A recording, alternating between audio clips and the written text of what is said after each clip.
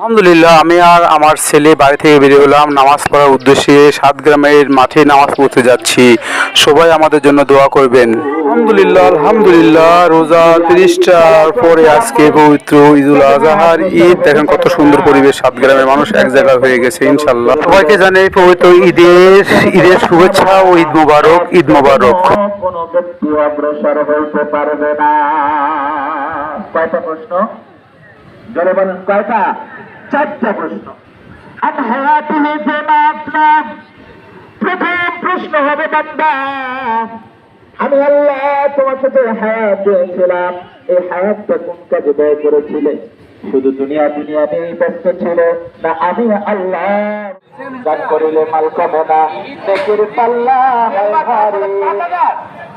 5,000 ইস member নারে তাকবীর, তালেবানের কাছে আছে না, নেকির পাল্লা হয় ভারী, দুনিয়া থেকে নাও করিয়ে।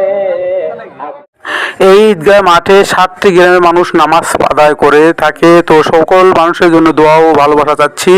এবং এই 7টি গ্রামের মানুষ এক জায়গায় কবরস্থানে কবর দেয়। তো সবার জন্য দোয়া ও ভালোবাসা চাচ্ছি।